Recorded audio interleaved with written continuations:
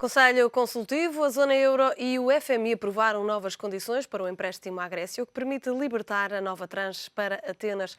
Mas Portugal também sai beneficiado com as novas decisões, já que vai ter juros mais baixos e um prolongamento do prazo de pagamento. Depois de se saber que a Grécia vai ter novas e melhores condições para receber a ajuda dos parceiros europeus, Portugal também teve boas notícias e deverá sair desta ronda de reuniões com um balão de oxigênio. O presidente do Eurogrupo garantiu que Portugal, assim como a Irlanda, vão ter as mesmas condições que foram decididas para a Grécia. Não entrando em detalhes, Jean-Claude Juncker adiou as decisões finais para segunda-feira. Mas as palavras do presidente não deixam dúvidas. Portugal tem de ter as mesmas facilidades. Vamos então olhar para o que foi decidido à Grécia e que deve passar para Portugal. Antes de mais, a descida ligeira dos juros, 10 pontos base pelos custos operacionais do Fundo de Resgate. Depois, a maturidade, extensão em mais 15 anos. Por fim, também o período de carência de juros deve ser aumentado em mais 10 anos. Ainda que Portugal não esteja incluído nas restantes ajudas à Grécia, foi tomado como uma exceção. Os países que emprestaram dinheiro a Atenas no primeiro resgate vão ter de perder parte dos juros. Passam de 1,5% para meio ponto percentual. Portugal está de fora e vai receber por inteiro o valor acordado inicialmente, assim como a Irlanda. Também a regra dos bancos centrais devolverem a Atenas os lucros com a compra de dívidas junto do BCE não se aplica nem a Lisboa nem a Dublin. Portugal fica agora à espera da confirmação da extensão destas novas condições. Para comentar este e outros temas, contamos com a presença habitual às terças-feiras de António Gaspar, Abel Ferreira e Joaquim Biancar Cruz. Aos três, muito obrigada pela presença aqui neste Conselho Consultivo. António Gaspar, começo por si. Como é que vê este desbloqueio final para a tranche grega? Olá, Catarina. Bom dia. Primeiro, deixe-me dar aqui um outlook muito rápido sobre a Grécia, que eu gostava de mostrar. A dívida pública em 2012 vai ser 175,6% do PIB. Em 2013, 189,1%. O déficit das contas públicas da Grécia em 2012, 6,6% do PIB. Em 2013, 5,2%. E, por último, o total absoluto da dívida pública grega, 2012, 340,6 mil milhões de euros e, em 2013, 346,2 mil milhões de euros. Bom, este é o cenário da Grécia e que, se não houvesse um conjunto de medidas que foram agora tomadas, muito dificilmente a Grécia conseguiria se dobrar quando estava. Curiosamente, há uma medida que eu encontro que devia não só estender-se para o resto da dívida pública da Grécia, como também em termos de Portugal e da Irlanda, mas no caso, digamos, concreto de Portugal, se deveria ter feito a mesma coisa que ninguém fala. Ou seja, no prolongamento da dívida antiga. Nós temos dívida antiga que vai vencer em 2014, 2015, 2016. Por que não 2015 para 2025, 2016 para 2026 e 2017 para 2027 ou para 2030? Esses 15 anos que são agora dados à Grécia e que se poderão depois repercutir em termos de Irlanda, no caso concreto de Portugal, que é aquilo que nos interessa, será muito importante, não só para a dívida, porque nós estamos a falar, no caso da Grécia, a ajuda que a Grécia recebeu, quer do Fundo Monetário Internacional, quer da Comissão Europeia, foram 148,6 mil milhões de euros. A isso juntarmos 47 mil milhões, que é o serviço da dívida de longo prazo entre maio de 2010 e finais de junho de 2012. O financiamento do setor privado através do haircut, 34,5 mil milhões de euros. 25 mil milhões de euros de recapitalização da banca. 42,1 mil milhões de euros de balanço, sendo que a maior parte deste valor serve para financiar o déficit do orçamento. Portanto, aqui estão 297 mil milhões. Estes, digamos, de financiamentos que foram feitos desde maio de 2010. Bom, mas depois há outra parte antiga, como em Portugal é exatamente a mesma coisa. Neste momento, penso que a dívida pública de Portugal, digamos, a missão de ajuda técnica que nos veio auxiliar, anda por 30% da totalidade da dívida pública portuguesa. Portanto, há 70% ainda da dívida antiga que se podia protelar no tempo não só agora digamos, este benefício que vai ser dado, enfim, que todos nós esperamos para a dívida nova, mas é essa parte que ninguém fala relativamente à dívida antiga. Portanto, eu penso que, e respondendo muito concretamente à sua pergunta, acho que é muito importante isto que vai acontecer agora à Grécia, não só porque vai dar hipótese à Grécia, de acordo com estes indicadores todos que eu apresentei, de resolver, e pensamos nós que resolver da melhor maneira a situação gravíssima em que estava a Grécia, porque se de facto não fossem dadas estas atenuantes que foram ontem dadas à Grécia, eu muito dificilmente via a Grécia a sair do buraco onde estava, muito dificilmente via a Grécia com capacidade para pagar o serviço da dívida. E aqui repare, grande parte do serviço da dívida são juros, que vão mexer justamente agora, por ontem, digamos, por as decisões que foram tomadas ontem. Portanto, acho que digamos, a Comissão Europeia, portanto, o Conselho do Ministro da Eurozona, do Ministro das Finanças, ontem tomou a decisão acertada e penso que está a caminhar um pouco naquele sentido do que deve ser a Europa, ou seja, a Europa de uma coesão, a Europa de um por todos e todos por um, e não a Europa como vinha sendo tratada até aqui a alguns países, em que havia uma dicotomia perfeitamente assimilável e perfeitamente visível, que era os países do Norte a puxarem para um lado, os países do Sul a puxarem para o outro lado. Aqui ainda há só, digamos, um senão que é o seguinte: o orçamento 2014-2020 ainda não foi aprovado, será, em princípio, enfim, já só para o ano, e ainda continua a assistirmos a essas assimetrias entre aquilo que pensa o Norte e aquilo que pensa o Sul. Já voltamos a falar precisamente sobre essa questão do orçamento comunitário. Joaquim, como é que vê este balão de oxigênio que é agora dado à Grécia? Não, tudo isto que se fala, exatamente no prolongamento do prazo da dívida, no período de carência, na descida das taxas de juros, é algo que as pessoas e muitos reclamavam há 1 ano, 2 anos. E todos com a mesma razão. Atenção, por causa do risco sistémico que se vai causar na Europa. E nós vemos a questão da Grécia em primeiro lugar, que se falou muitíssimo, depois vemos Portugal, vemos a Irlanda, vemos a Espanha e a Itália. Eu aí pensei, bem, quando já vem Espanha e Itália, talvez haja exatamente esse sentido do Eurogrupo e da União Económica de responsabilidade relativamente a esta crise. Mas não houve, mesmo com Espanha e com a Itália. E só agora, quando se belisca a velha França gaulesa, é que se sente que, e quando se começa a falar da bomba relógio que é a França, é que a responsabilidade vem ao de cima na coesão da União Europeia e se tomam medidas que eram lógicas há muitíssimo tempo. Porque o prolongamento deste caminho da austeridade está a corromper de tal forma a saúde das economias que estão à mercê destes programas, que com certeza que não, continuando assim, não íamos a lado nenhum. E, por outro lado, é um sinal muitíssimo forte que já deveria ter sido dado há 2 anos aos mercados pela União Europeia e que fomos todos nós, a União Europeia, dos mais ricos, dos mais envolvidos, dos mais pobres, daqueles que estão mais endividados, todos nós perdemos pela tardia demora exatamente estas medidas. E, portanto, é bom. Por outro lado, para Portugal, nós costumamos sempre dizer, quer dizer, com o mal dos outros posso ser o bem, mas realmente a tragédia grega é para nós, foi benéfica, porque sem grande esforço diplomático e sem grande esforço mantendo um determinado rumo de credibilidade junto dos mercados, conseguimos beneficiar indiretamente, nós e a Irlanda, daquilo de uma situação muito pior que a nossa. No caso do grego, estas medidas são suficientes? Acredita que podem ser suficientes? Não, eu acho que a economia grega está numa situação tão débil, que não são de todo suficientes.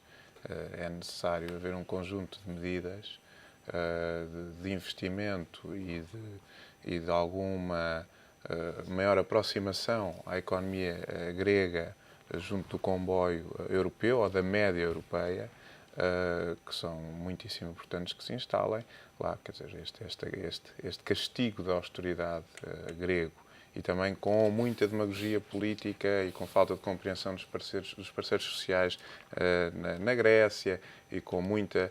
Quer dizer, todo o sistema entrou em grande histerismo logo no começo e isso só atrasou o processo grego. Quer dizer, que se nós tivéssemos repare, nós cá em Portugal, neste momento, é que estamos a ter grandes revoltas e que são absolutamente naturais. Mas no começo, portanto, já temos há mais de um ano nessa política de austeridade, não é? A Grécia foi logo desde o início. Foi logo desde o início com grandes tumultos. E sofreram muito e ainda estão a sofrer por causa disso. Abel, como é que vê esta decisão ontem do Eurogrupo? Demorou a chegar, mas foi uma decisão benéfica para todos? É uma decisão benéfica para todos. Há aqui várias notas que fazem sentido, quer relativamente à Europa, à Grécia e Portugal. Em primeiro lugar, e naquilo que respeita à Europa, a Europa comporta-se e tem sido esse o seu comportamento ao longo destes últimos 2 anos como uma espécie de uma sala de espera de um médico pouco competente e pouco eficiente, onde os países ficam sentados à espera, uns à espera de ajuda que não há de chegar, outros à espera de soluções que ninguém lhes quer dar. Alguns em bastante mau estado. Alguns em bastante mau estado, outros à espera de curas evidentes, mas que não lhes são concedidas porque isso aparentemente faria com que não se recordassem suficientemente das razões que os levaram à doença. E, portanto, a Europa tem dado de si, numa altura absolutamente vital de definição e de redefinição daquilo que são os centros de poder mundiais, tem dado de si uma péssima imagem, que, aliás, continua a dar designadamente a propósito da discussão do Orçamento Europeu para 2014 e para os anos seguintes. E mesmo neste caso, nós percebemos das notícias que entre ontem e hoje fomos conhecendo que foi mais uma vez o Fundo Monetário Internacional que teve de insistir de forma muito intensa junto dos parceiros europeus no sentido de se chegar a esta solução, que, não sendo uma solução ótima, era a única possível neste momento para tornar a dívida grega um bocadinho mais sustentável e, portanto, para tornar menos evidente para todos, e designadamente para os mercados internacionais, que a Grécia iria falir durante 2013. Esta solução afasta para já esse fantasma, mas não resolve o problema que é andarmos ciclicamente, de 6 em 6 meses, na melhor das hipóteses, A discutir uma solução para o problema grego. solução para o problema grego e, portanto, a criar novamente a ideia de que a Grécia não faliu ainda, mas vai falir a seguir e vai sair do euro e o euro vai desintegrar-se. É absolutamente essencial que os líderes europeus, se é que esta expressão continua a fazer algum sentido, consigam chegar a algum tipo de acordo que permita que estas dúvidas e estas hesitações desapareçam. Relativamente à Grécia em concreto, nós pensamos muitas vezes que a Grécia está numa situação muito pior do que a nossa e está face a vários indicadores. Mas há crescentemente indicadores internacionais e indicadores internacionalmente reconhecidos que mostram que o acréscimo de confiança relativamente à Grécia vai ser superior àquele que ocorre relativamente a Portugal. Designadamente por 2 razões. A Grécia tem dívida privada muitíssimo inferior àquele que é o caso de Portugal, o que significa que a soma da nossa dívida pública e da nossa dívida privada faz com que nós sejamos uma economia muito menos resiliente e muito mais frágil do que a economia grega. E, em segundo lugar, a Grécia é vista como um país com um potencial de crescimento que Portugal não tem. Portanto, nós precisamos ter muito cuidado e não embarcar no discurso fácil de que Portugal está numa situação muito melhor que a Grécia. Portugal, de facto, não é a Grécia, não teve o comportamento que a Grécia teve, tem um track record muito mais fiável e transparente, mas não podemos descansar à sombra da ideia que os gregos estão muito piores que nós e que, portanto, cada vez que o problema grego for resolvido, isso vai beneficiar-nos e nós podemos ir de boleia. Sendo certo que desta vez, e temos que dar os parabéns ao Governo quando o Governo acerta, ou porque faz bem ou porque tem sorte, desta vez o Governo português tem sorte. Porque, de facto, sem ter pedido, vai conseguir aquilo que todos nós vinhamos pedindo, e os partidos da oposição, em particular, hoje vão ter alguma dificuldade no Parlamento, penso eu, em continuar a esgrimir os mesmos argumentos. Ainda ontem ouvimos esses mesmos argumentos. Porque vai ter, de facto, o resultado da renegociação da dívida. Aquilo que todos pediam ao Governo para conseguir, aparentemente, está conseguido. Com sorte, à boleia da Grécia, tirando partido daquilo que é a solução para um outro Estado, é verdade. Mas o resultado, e o resultado é que importa neste caso, vai ser alcançado. É isto, posso só interromper, é que isto sublinho do FMI foi muito importante, é que ontem assistimos, e é quase inédito, a uma interrupção dos trabalhos para fazerem outra vez contas. Portanto, que eles começaram a trabalhar no Eurogrupo e nada indicava esta solução. Depois houve uma interrupção para fazer contas, que é algo inédito. Porque, de facto, o espírito de solidariedade parece estar a chegar muito mais do Fundo Monetário Internacional do que daqueles que deviam ser os parceiros num caminho comum. E porquê é que isso acontece na vossa perspectiva? Porquê é que o Fundo Monetário Internacional aqui tem sido mais benevolente, pelo menos tem aparentemente demonstrado essa atitude? Não, isto acontece fundamentalmente por duas razões. Uma a primeira é que o FMI está mais capacitado e melhor preparado para conseguir fazer a análise daquilo que vai acontecer a seguir. A segunda é que nós não votamos nas eleições alemãs. E essa é uma razão essencial, porque nós não votamos para as eleições do governo que toma as decisões. E os eleitores que elegem esse governo, de facto, não estão muito satisfeitos com toda esta situação, sendo certo também que a imagem que lhes é vendida e a comunicação que lhes é feita relativamente àquilo que é a forma de atuação dos países do Sul é, em muitos casos, como sabemos, extremamente falaciosa. Eu recordo-me da situação em que uma equipa de televisão alemã esteve em Lisboa e filmou apenas prédios degradados e a cair e depois passaram a reportagem na Alemanha dizendo, reparem, é para isto que nós estamos a dar o nosso dinheiro e depois nem obras nos prédios fazem. E, portanto, é difícil que a opinião pública alemã, depois, perante este tipo de falácias, também seja compreensível. António Gaspar, como é que vê a solidariedade entre os Estados-membros nesta altura na União Europeia? Vimos que consenso em relação ao orçamento não houve. Para o problema grego, felizmente, conseguiu-se encontrar aqui um ponto de concórdia. Deixe-me antes dar uma opinião, porque é que é o Fundo Monetário Internacional, a minha opinião, claro. e não a Comissão Europeia. O Fundo Monetário Internacional tem cometido muitos erros. E vem reconhecendo há um tempo esta parte, implicitamente e explicitamente, os erros que têm sido cometidos. E, inclusive, apontando soluções para esses mesmos erros. Não só, digamos, desde economistas-chefes do Fundo Monetário Internacional, como os próprios dirigentes atualmente do Fundo Monetário Internacional. E muito mal caberia se, não reconhecendo os seus erros, não viesse a dar a mão à palmatória. Portanto, penso eu que esse é o principal leitmotiv, digamos, que faz com que o Fundo Monetário Internacional se sobreponha à própria Comissão Europeia e ao Banco Central Europeu, porque está no terreno há muito mais anos, não é? Portanto, tem tido N experiências no mundo inteiro. Umas correram assim, outras correram mal, não é?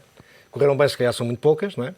Olhamos o caso da Argentina, quer dizer, correu pessimamente, não é? Portanto, um caso que correu muito mal. O próprio caso do Brasil, que teve 20 anos sob uma intervenção do Fundo Monetário Internacional, a parte da inflação correu bem, mas houve outras partes que não correram, enfim, conforme as expectativas. Portanto, eu penso que esse foi, de facto, o principal motivo pelo qual o Fundo Monetário Internacional se sobrepôs e tem vindo a fazer uma força diferente da Comissão Europeia e do Banco Central Europeu, para que se tomem um conjunto de medidas ou pelo menos para que se inverta o sentido de um conjunto de medidas que até aqui se têm vindo a tomar e que, comprovadamente, por a experiência deles, não têm resultado nos países onde têm, ou pelo menos grande parte dos países onde têm, digamos, exercido a sua influência em termos de ajuda técnica. Bom, em termos do orçamento comunitário e, digamos, da solidariedade, nós o que vemos aqui, e continuamos ainda a assistir, e eu até percebo, que os países mais ricos, que são aqueles que contribuem de uma forma absoluta com valores maiores para o orçamento da comunidade, para o orçamento da União Europeia,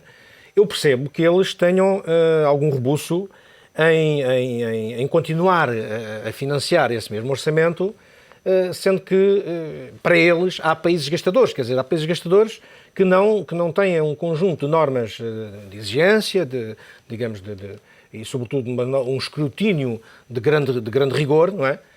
Para gastar esses mesmos fundos. Aquilo que dizia o primeiro-ministro inglês, eu não estou de acordo, mas percebo a perspectiva dele. Portanto, então, se ele faz um esforço no próprio país para cortar no orçamento do Reino Unido, porque não ele fazer também, digamos, aplicar a uma realidade maior onde ele está inserido, que é a União Europeia, digamos, um esforço enorme também, mais que os 80 mil milhões que foram cortados, ou pelo menos que se esperam vir a ser cortados digamos, pela União Europeia, relativamente ao orçamento comunitário. Eu percebo essa dicotomia, portanto, entre os países mais ricos e os países... Mas ainda assim é uma dicotomia que vai contra os princípios da exatamente, solidariedade. mas deixa-me concluir. Portanto, eu percebo essa dicotomia. Agora, isso não vai, digamos...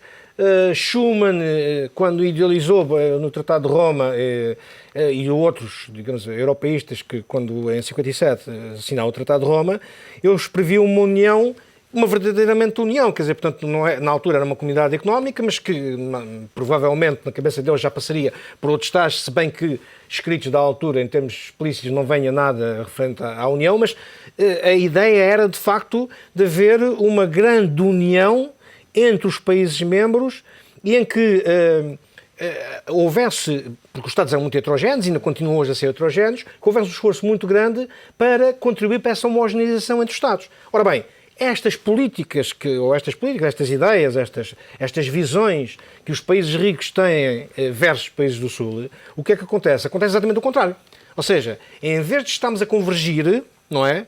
Estamos a divergir. É aí que assenta, e a minha preocupação principal é essa, que o esforço de convergência, que sobretudo até 2000, até o final da década de 90, 2000, se veio a verificar, está bem, é verdade que nós tínhamos uma Europa a 15, não tínhamos uma Europa a 27, era diferente, as coisas eram diferentes, mas esse esforço de convergência para o qual Portugal convergiu até 2000 e depois começou a divergir por motivos, enfim, todos nós sabemos, mas essa situação de convergência se venha agora cada vez mais a alargar, naquilo que todos dizem, os principais analistas, as pessoas que se dedicam ao estudo desta matéria, a um fosso, à criação de um fosso entre os países do Norte e os países do Sul. É evidente que um país, para se desenvolver, tem que ter necessidade e tem que utilizar um conjunto de meios financeiros, sobretudo meios financeiros e técnicos também, mas mais financeiros para se desenvolver. Ora bem, e esse desenvolvimento só é possível no caso de países que têm uma estrutura produtiva que não têm, não diria nada a ver, mas que está muito